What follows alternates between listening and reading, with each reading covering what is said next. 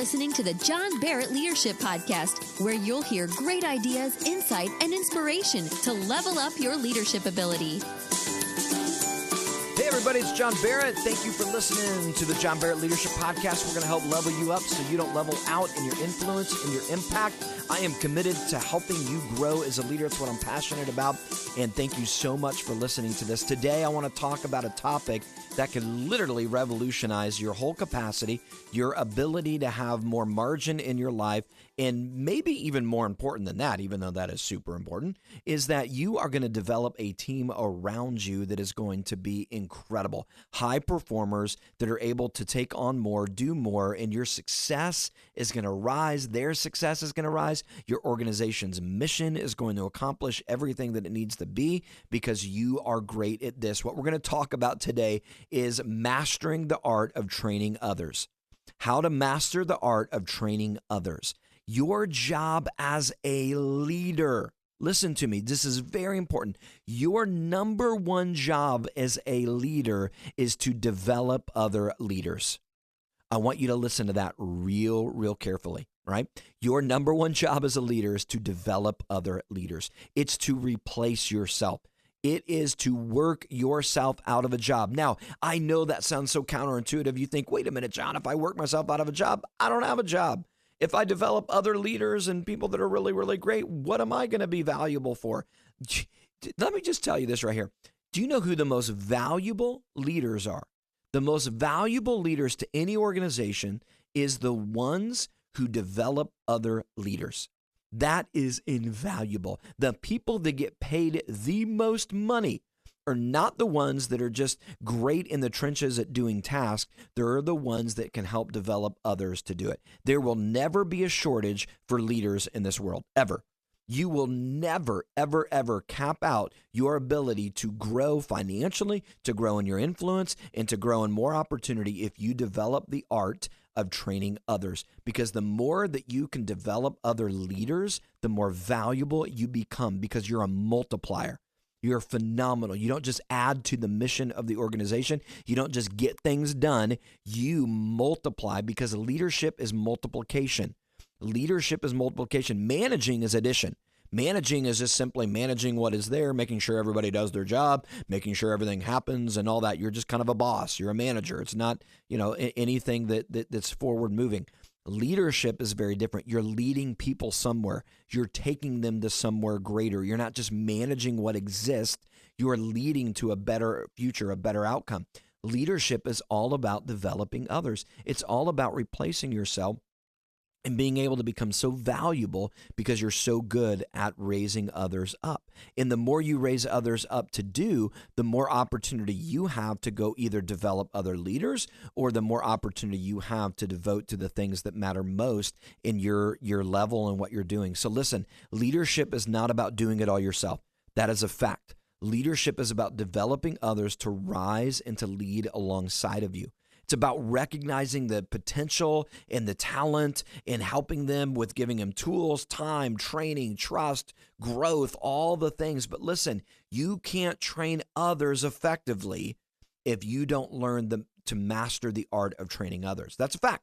Nobody just wakes up understanding how to develop other people. In fact, a lot of leaders are not really naturally good at this. They're really good at what they do. They're really good at being efficient in their work and their industry, but they've never really understood how to lead and develop and train others. And as a result, because they're so successful, they get put in these positions where they struggle and they have a hard time training others. You're so good at it that you're like, I don't even know how to do it. So listen, being able to develop other leaders and truly be a great leader, it is not something you're just born with. It is something that you've got to develop.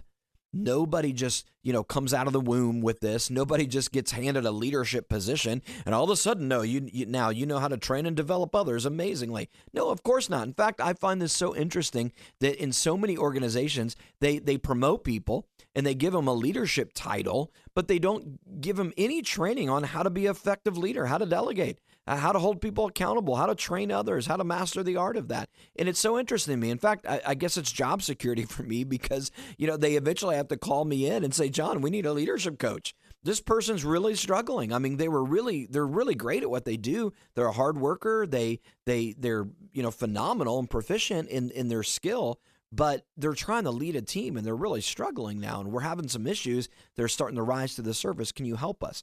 And I come in and I certainly help. But what I wish would have happened is that they would have went upstream about a year ago or 6 months ago. And before they elevated this person, gave that person some leadership training, gave them some opportunity on how to understand how to be a great leader. So by the time they stepped into the position, they were able to do it. I remember years ago, I went and I did this leadership training during the day. My daughters were real little at the time. And my oldest daughter, who was really little at the time, we were sitting down having dinner and we were talking about what we did for the day. And she said, Daddy, what did you do today? And I said, well, I went to a group of leaders and I taught them about leadership. And she started laughing and she just looked at me like I was crazy. And I said, what's so funny, honey? And she looked at me, she said, Daddy, they're already leaders.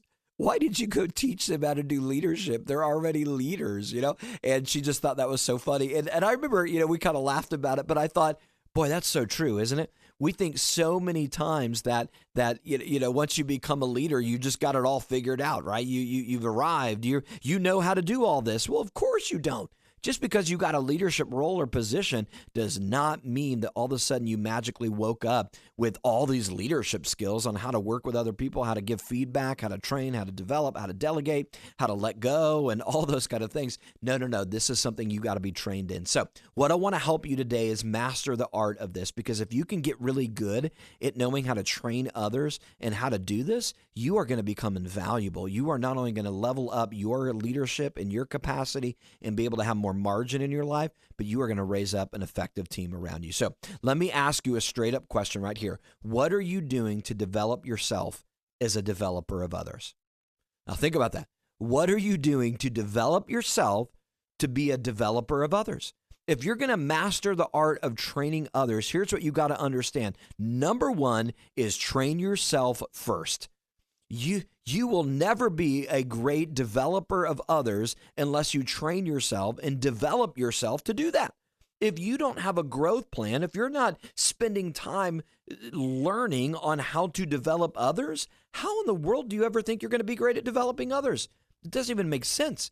So the first step that you've got to understand that if you're going to be great and become at mastery level of developing and training others, you have to develop yourself first. You've got to understand that just like others need to be developed, you have got to be developed as a developer of others. It's like train the trainer, coach the coach. You got to make sure that you at the top, that you're getting everything you need so that you can turn around and pour that into others. If you're not getting coached, if you're not growing, if you're not developing yourself, how in the world can you expect others to be developing? You can't. It doesn't even make sense. You can't give what you don't have. You cannot develop other people if you don't spend time developing yourself. And here's the good news, the more you develop yourself, the more you're going to be able to develop others at a higher level. Because training has to start with you first. You can't pour from an empty cup. Listen, one of the best leadership habits that you can form is practicing self-development. What are you doing? In fact, if you and I were sitting down with coffee and I was coaching you and just helping you out as a leader and all that, one of the very first things I would look at you and ask is this: what is your growth plan? Now, many of you would hear that and you'd think, what do you mean? Like a plan to grow my organization, a plan to grow my team, a strategic plan and to move forward into the future? No. I would say, no, what is your growth plan for you as a leader?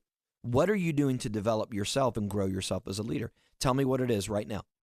Now, I would ask you that. Most leaders, in fact, I do this all the time, most leaders don't have a really good answer. They just kind of hem-haw around it. They kind of give me a big old long essay of like, well, I'm just, I just make sure that I observe and I make sure that I try to listen to other people and, I kind of watch what's happening in the industry and keep an eye on it. And I'm going, okay, you don't have a growth plan.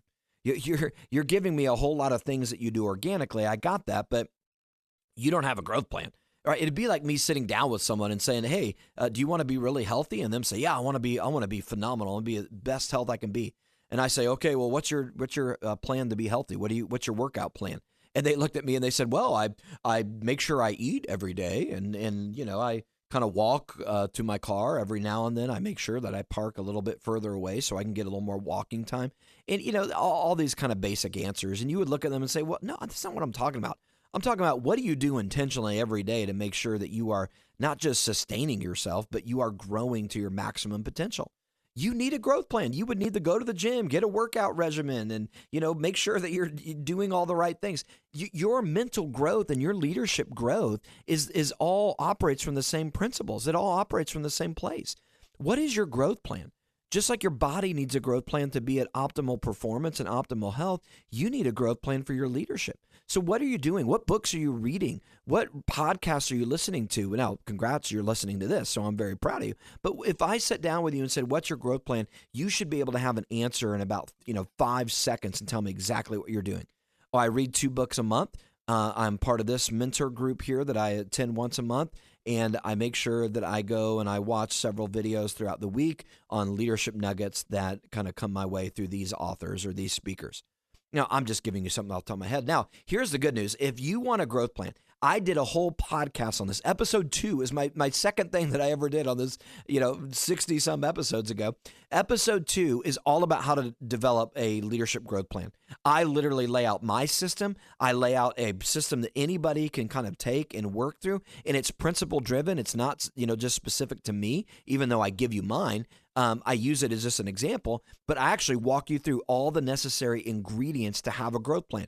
So go back and listen to episode 2. It is vital for you because if you're going to be great at developing others, if you're going to be great at leadership, you've got to train yourself first. You got to develop yourself. So you got to have a growth plan. You got to make sure that you are getting tools to invest in yourself. So you have got to make sure you've got a growth plan. If you and I were to sit down, the goal is walking away from this. Here's what I want you to work on is your growth plan. Because if you and I were sitting down and I said, what's your growth plan? I want you to be able to have an answer in 10 seconds. You're able to tell me exactly what you do intentionally to grow yourself as a leader, as a developer of others. Okay? So number 1 is train yourself first. If you're going to master the art at training others, start with you. Train yourself first. Second thing and most important thing is this: understand people's learning styles. If you are going to be great at developing others, you have to understand how others learn. And not everybody learns the same. It's a difference between chess and checkers. You've heard me talk about this. In checkers, every piece moves the same. You just treat everybody the exact same. But that's not leadership. That's not real life. In leadership and in life, it's more like chess. Every piece is different. They're wired differently. They have different skills, strengths, weaknesses. Some people are able to make really big jumps. Some people, they need to go one step at a time in a process. In that, everybody's different. And a great leader is a great chess player. They understand how to lead people differently and how to leverage all the different strengths and uniquenesses about each person. They don't just play checkers and treat everybody the same and say, well, this is how I teach, this is how I train, this is how I develop, figure it out, right? And when you do that, you limit yourself and you limit other people's potential because not everybody learns the same. So you have to lean into people's styles. This is where psychometric assessments are huge. Things like DISC and Enneagram and all of that. One of my favorite is MPO, Managing Performance and Organizations. M as in management, PO. It is my favorite tool. I've used DISC most of my life, 25 almost years that I've been using DISC. I love it. It used to be my probably all-time favorite. I still love it. But MPO is a new tool that I picked up about 5 years ago or so, and it is phenomenal. If you're interested in hearing more about it, reach out to me. It is the best tool that I've ever seen out there, from hire to retire. I mean, literally, how do you get the right people in the recruiting process? How do you hire them? It has unbelievable tools to help you get the right fit. And then we call it hire to retire. It also has leadership components in it, how to lead people, it's unbelievable. It literally is the best tool that I've ever seen, and I don't say that lightly. So if you're interested, reach out to me. But what I want you to take away is this: you need to have some sort of a tool that you assess people's learning styles, that you lean into how they're wired. Some people, they want detailed kind of plans. How do you train them? You get very detailed. You use numbers, like here's 3 things that we're going to work on today sequentially. Number 1, let's do this. And here's the date we're going to get done. They're very analytical. They're very process oriented. And so they need that numbers are life to them, right? Like they thrive off numbers, and they thrive off of dates and organization and analytics and having a clear framework. Some people learn that way, and so you've got to lean into that. You may be wired that way and think, oh, good, these people are kind of like me. This will be easier. But then you may be the opposite. You may not be a detail-oriented person, but you're trying to train somebody that is. You got to lean into their style a little bit. You've got to understand who they are so that you can help them develop. If you don't do that, if you just say, well, deal with it, this is who I am, you're playing checkers. You're not playing chess. And you are playing a kid's game. You're not playing a success game that is much, much greater. So you have to understand. Now, vice versa, some people are the other way. The more detailed you get and the more rigid it becomes, and you don't give them freedom to kind of jump into the deep end and learn and get their hands, kind of dirty and their feet wet, so to speak, and kind of jump into it, that's what they need. They need to learn that way. But you're just holding back, and you're just giving them training after training, PowerPoint after PowerPoint, analytics after analytics, and they're drowning in the details when really they just need to get their hands on it. That's how they learn. That's like me. I'm more of that kind of a learner. I'm just give me a little bit of instruction and let me go. I want to take the thing apart. I want to put it back together. I want to figure it out because that's how I learn best. So yeah, I got to understand that. And so for me as a trainer of others, I got to be real careful because sometimes I assume everybody else is like that. And I just try to give them, general instruction and say, go for it. And some people are freaking out because they're like, John, I am not ready for that. I need details. I need specifics and all that. Right? So I've got to learn to adjust, but then vice versa as well. We've got to understand that if you're a real detailed person and very analytical, but you're leading someone and you're training someone that's a little bit more hands-on and just, kind of wants to get involved and be a part of it because of their personality, then you've got to lean into that and figure out ways to do it. So you've got to ask yourself, am I paying attention to the learning styles of the people that I'm leading? Do I have tools in place to help me understand them? Have I done assessments on them? Have I leaned in? Have I observed what works really well in the past? The more detailed I am, it seems to be that the more they kind of get empowered and the easier it is for them. Or, you know what, the more I kind of just let them dig into it, I find that they're a lot more energized and able to learn from it. So lean into that. If you're going to delegate and train others, you have to know their style. Listen, I get books all the time. And part of my growth plan, I read 5 books a month, but that's, again, go back and listen to episode 2 where I talk about all this. But my growth plan, one of the things that I bring into my growth plan is I read books about education all the time. I go to the teacher section, actually, like typically academic education, and I go in and I read those books. Now, I'm not a teacher in terms of academics. I guess I am a teacher in terms of leadership, but the reason I read these books is because I want to lean in to what they're teaching and hear from these great authors and people that have done so much research on learning styles. So part of my growth plan is literally learning how people learn. Now, I'm not saying you have to go to that depth, although I would highly recommend that if you are in a position where you're developing others, and that is a huge responsibility, which it should be anyway, but it's even more so at your organization, and you want to leave a legacy and you need to develop those around you, then I would highly recommend to pick up some books about education and learning styles and how teachers in the classroom are doing this, because I've come away with so many incredible insights where I've learned people's different styles, different education techniques that I've actually incorporated in the leadership. In fact, a lot of the things that I teach in leadership are a result. They're kind of a mix-up of all the mashup of all the things that I've learned and all the things that I'm learning from so many different sources, different industries, and I'm kind of the combinatorial effect. I'm kind of mashing them all together and connecting all the dots into what I do. So it would be really helpful for you to go do some research, listen to some teachers, get on a podcast or that, or, some learning styles and how do you lean into that? Again, that's part of that training yourself so that you can be good. So if you want to be really, really good at developing others, you have to have tools and you have to understand different people's learning styles. Now, in theory, let's just say you're leading 5 people on your team. Maybe you're leading 50, maybe you're leading 1, whatever. But let's just say you have 5 people on your team, at least the 5 closest people. Here's what, if I were to sit down with you, again, we're having coffee, have a little coaching conversation, and I said, hey, leader, tell me the exact learning style of each of those 5 people that you're developing right now. What are they? Would you be able to have an answer? Now, again, most leaders would look at me and go, oh gosh, well, I get, so-and-so, they're a little bit more hands-on. And I mean, again, you'd probably give me, as you thought about it, some answers, but you wouldn't know exactly what they are. You'd have to think about some. And more importantly, you don't really have a tool to assess that. Now, if you were to ask me in leadership and the people that I'm developing, especially in the past when I was more in the trenches with leadership, is you said, what are they? If I was using DISC, I would have said, oh, they're a high D personality. This is how I go about working with them. Oh, they're a high S. So high S's, this is how I approach them with leadership. Or, hey, they're a high C. This is what I do.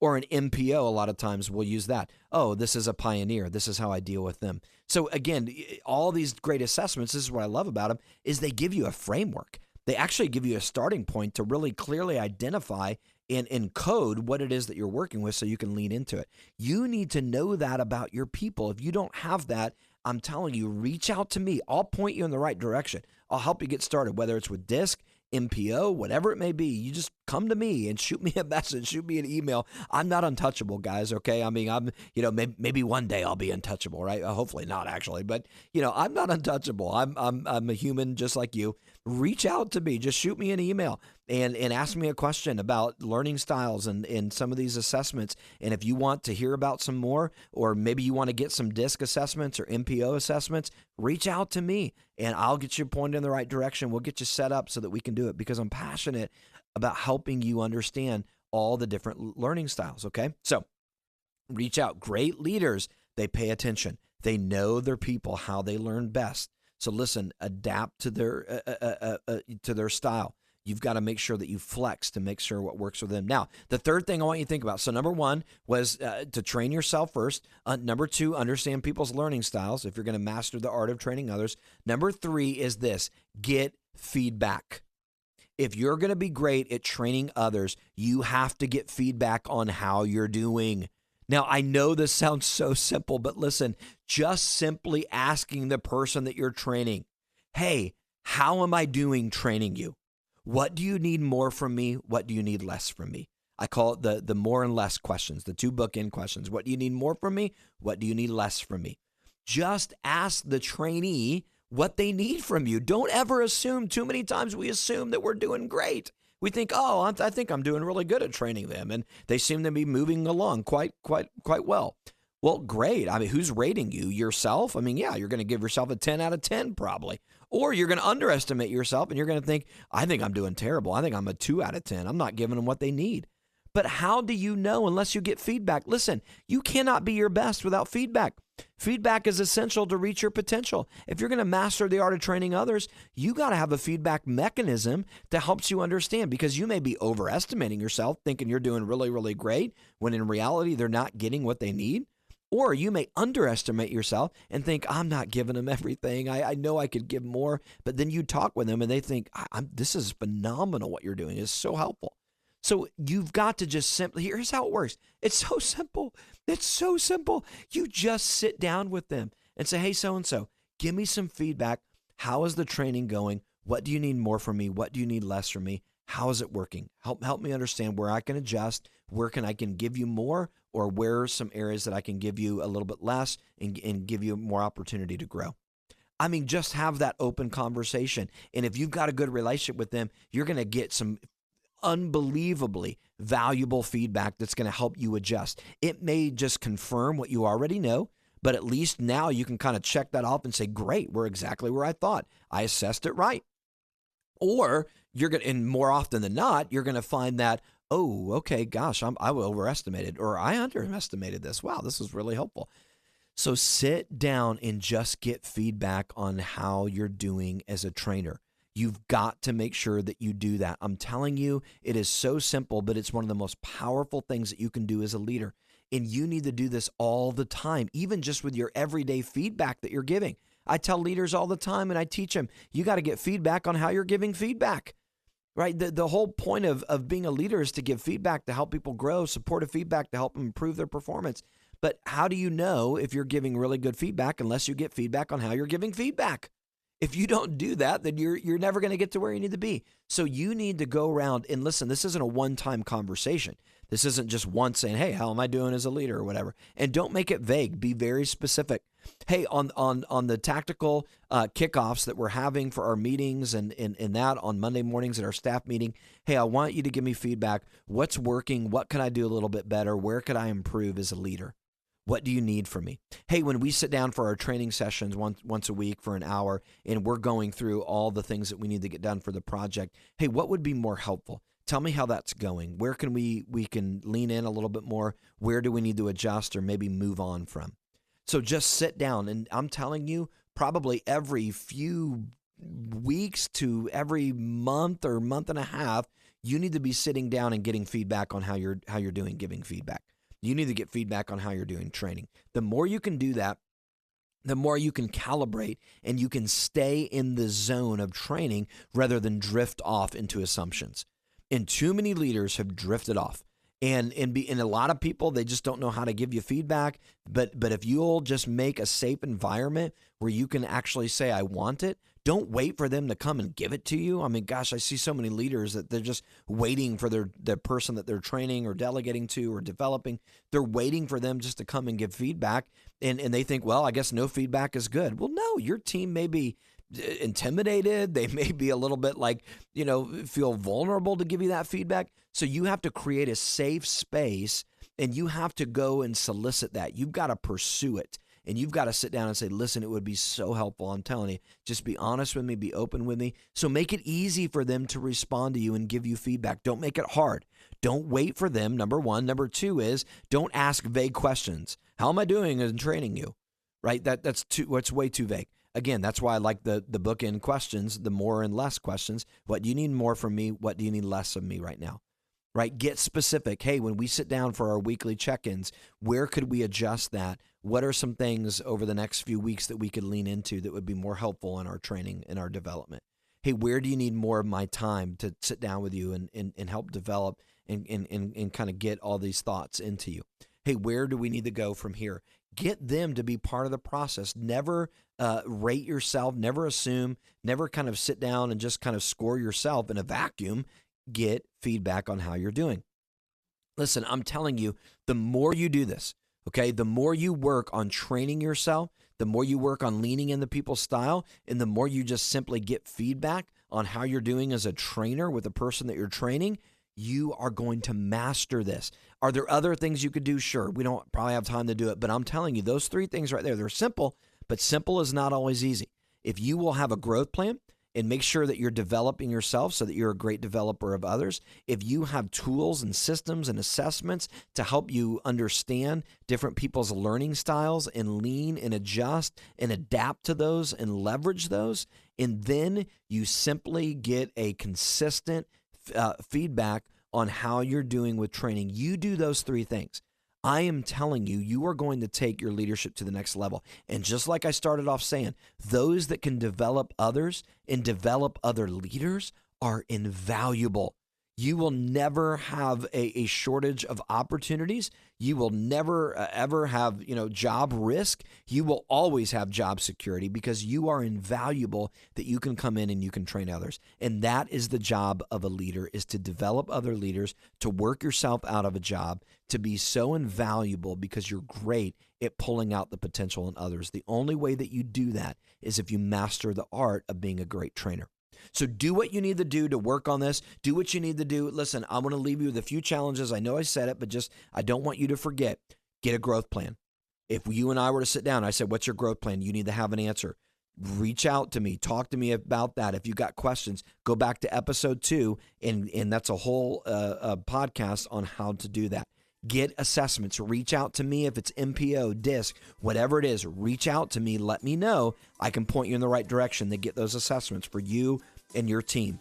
And the third thing is just schedule right now. Schedule meetings where you're going to check in with those that you're leading and developing and just have a feedback session on getting feedback on how your feedback and training is going. Schedule it now. You do those three things. Take action on those three things. I'm telling you, you are going to level up, my friend. You're going to do so many great things. You guys are awesome. Go to johnbarrettleadership.com. Check out all the resources that I've got. If I can do anything to help you and your organization, don't hesitate to reach out to me. I'm not untouchable, as I said. Reach out and we'll help level you up, my friends. Thanks for listening to the John Barrett Leadership Podcast. To get more of John's resources, visit www.johnbarrettleadership.com.